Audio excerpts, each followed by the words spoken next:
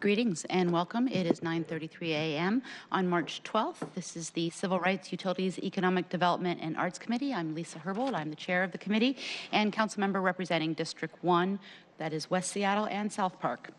On today's agenda, we have a reappointment of Michael Garrett as the member of the Seattle LGBTQ Commission. His reappointment will follow public comment, and after his reappointment, we will receive an update on a draft bill regarding public accommodations and closed captioning. Short agenda today. So with that, we'll begin with public comment. We have one person signed up, Alex Zimmerman. Newell will be keeping time, 2 minutes. Thank you very much.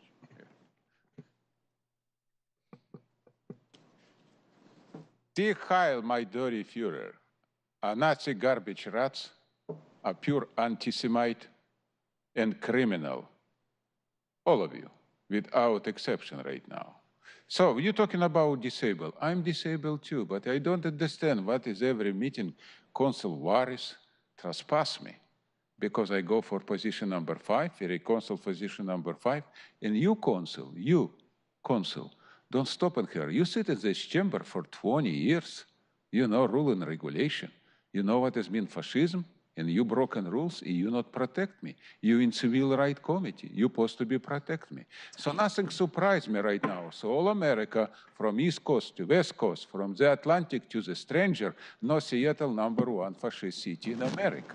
This is not only fascist city in America, this become unique situation because Consul Gonzalez violated constitutional law 5 times.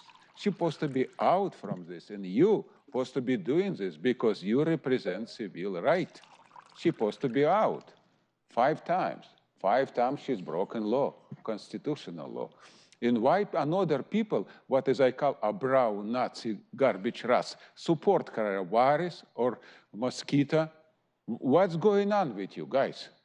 We have a 4 brown consul in chamber, what is represent only 7% of people, and this a mafia, bandita, a pure fascist. You know what it mean? Control everything. So Alex Zimmerman, a Jew, an old man, a disabled man, come for 2 minutes in talking everything legally, not broken law ever for 1 second.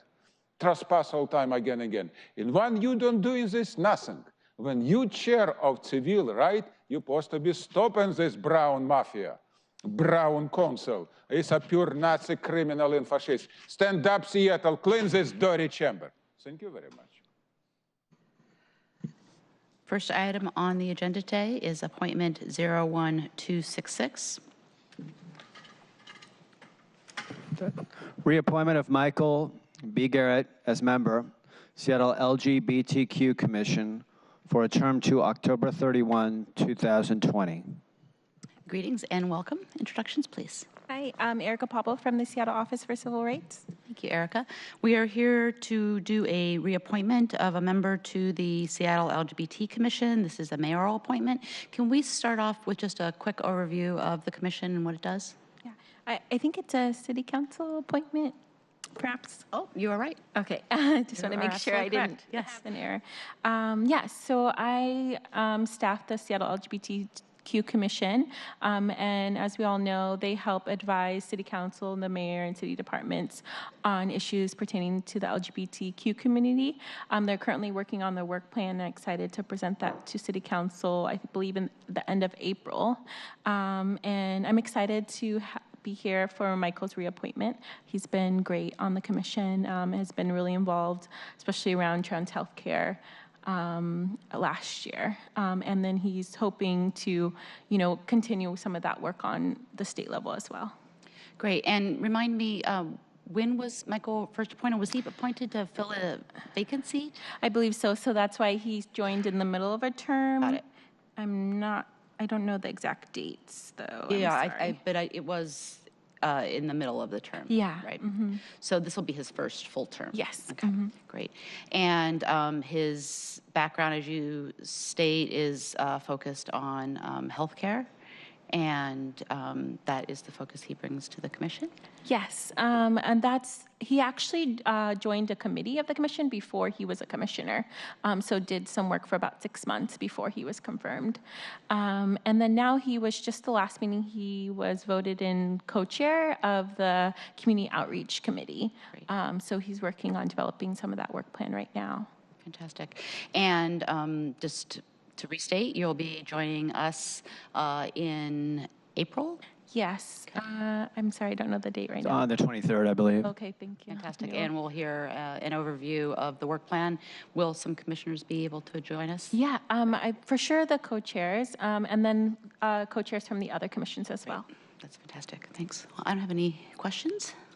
I don't have any questions either. Just wanted to make a mention of how great it was that the LGBTQ Commission took an explicit stance in support of the trans healthcare demands that UAW Local 4121 had in their last contract negotiations. They also had a really great one-day strike action around all of their demands, and one of them was about expanding healthcare rights for their trans members.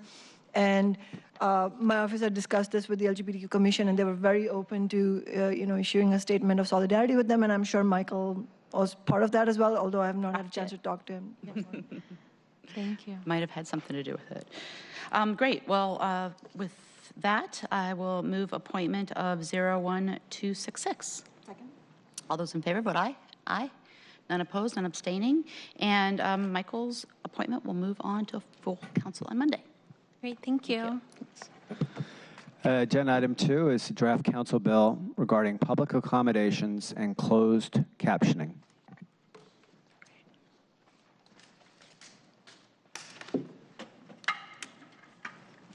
Shortest committee meeting. Yeah.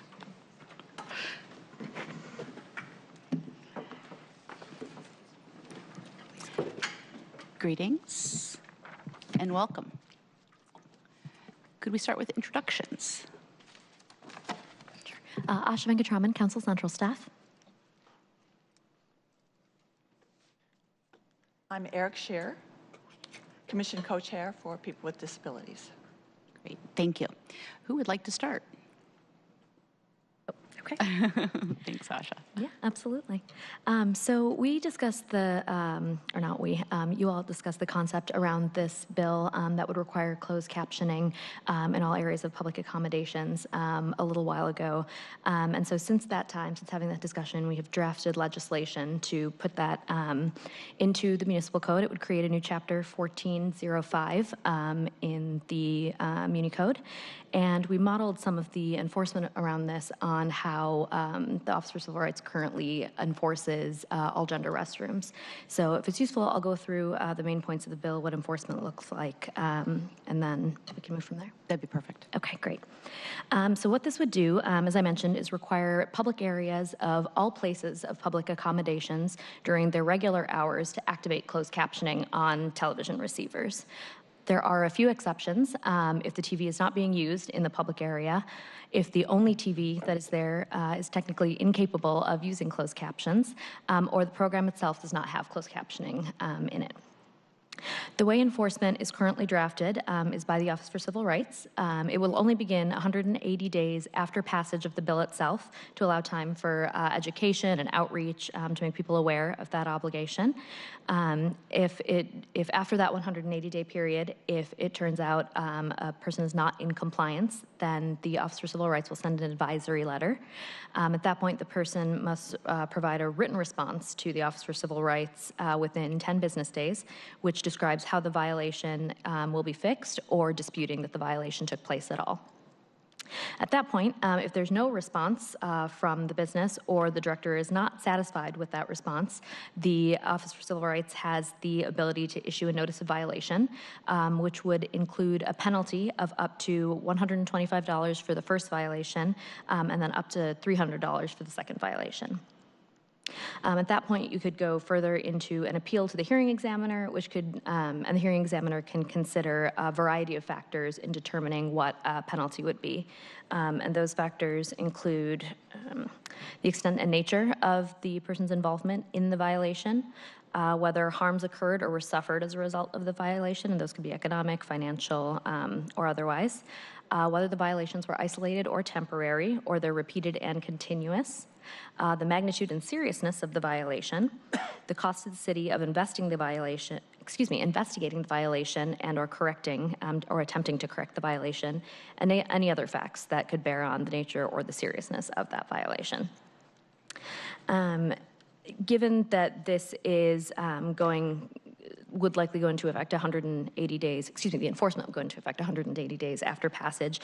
It's possible that the Office for Civil Rights might need assistance in terms of outreach and education, especially to small businesses, those who may need translation or technical assistance to be aware of their obligations to fully comply. And as I mentioned, some of this was modeled on the all-gender restroom bill, and so depending on this bill's level of compliance, there may also need to be additional staff to help with technical compliance, but that won't be clear until obviously this goes into effect and the Office for Civil Rights sees what that looks like. And when you say it's modeled off of the all-gender restroom bill, what do you mean? What's similar? In terms of the enforcement piece, so our other parts of the Muni Code, so for example, compliance with public accommodations generally. There's a full investigation process. It goes straight to notice of violation. This bill is closer to all gender restrooms because it speaks more to how to get into compliance. So the way all gender restrooms played out is that there are very few businesses that aren't willing to actually, create an all-gender restroom. It's more about knowing what compliance means, how they can be in compliance, being aware of the obligation. And so this is very similar to that. It's unlikely that there will be businesses that will refuse to do this. Of course, there may be, and that's why the Office for Civil Rights has the discretion to be able to issue the notice of violation and decide what the penalty is. But more likely than not, this will be about educating businesses about what the requirements are and making sure that they know how to comply, even if it's as simple as, where on the remote you need to figure out how to turn on the settings and which specific settings it is, because there are technical standards in here. So it's focused more on that. Fantastic. We are joined by Councilmember O'Brien. I think, thank you for joining us. An important point to put right up front for folks who don't know it is that since 2002, the FCC has required closed captioning requirements in all digital television receivers. So whether you know it or not, your television very, very likely has this capacity. It's just literally just a matter of turning it on. Councilmember Swan. Yeah, just if you can go over how has the compliance, how long has it been since the all-gender restroom bill was passed, and what has been the track record of that, and does it offer any guidance for us in this sense? And also, I really agree with the point that Councilmember Herbold made. It should not be hard for businesses to comply with this because FCC has made it so that you can use it, and to be honest with you, I use it. I find it very helpful, and I'm running into more and more people who are not necessarily hearing impaired, but they actually appreciate having that. So it seems like it should be an easy thing, one of the easiest things to do.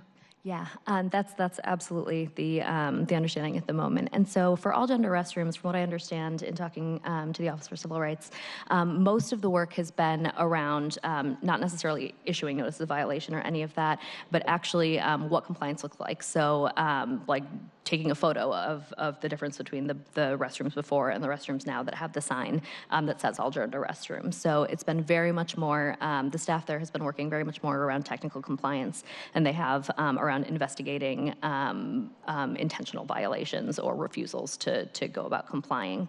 And other piece of that may be a little more challenging for this bill is determining how exactly compliance will be shown, because it is so easy to turn it on. It's also super easy to turn it off. So in those particular situations, it may be difficult to sort of figure out what it looks like to provide a written response to the director and prove compliance. And so it's likely that in rulemaking, there'll be public input about what that looks like, how one would go about proving compliance, and then what that looks like on an ongoing basis.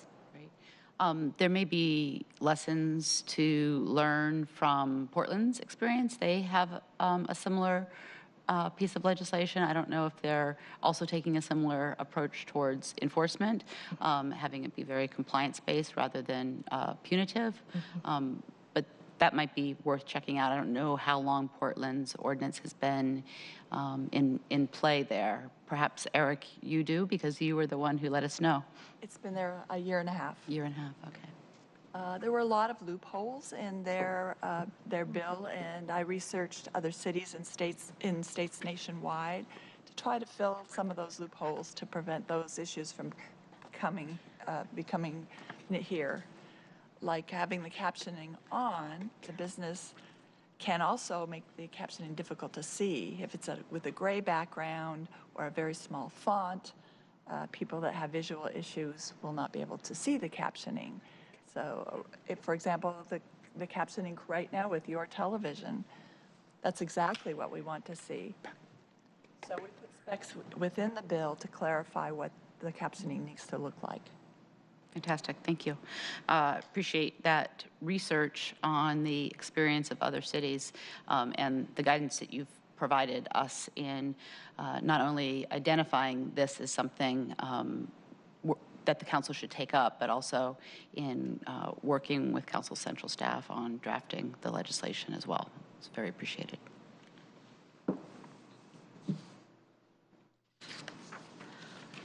I want to mention that we've received a letter of support from the Hearing Loss Association of America, and we've received also a number of letters and emails from constituents over the last few days. Somebody must have told them that we were hearing this in committee. The plan is to introduce a bill next in 2 Mondays. In two Mondays, okay. And then hear it in committee in our first April committee, is that correct? March 26th. March 26th, okay, I'm getting all the dates wrong. Glad you're here.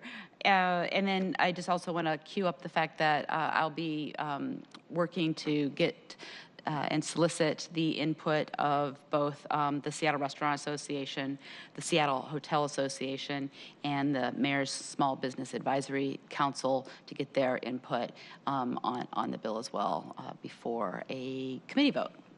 So if there are no further questions on this, no? All right. Well, fantastic. That's our last item on our very short agenda today. Thank you all for joining us. Thank you. It's 9:50 a.m. and we are adjourned. Thank you.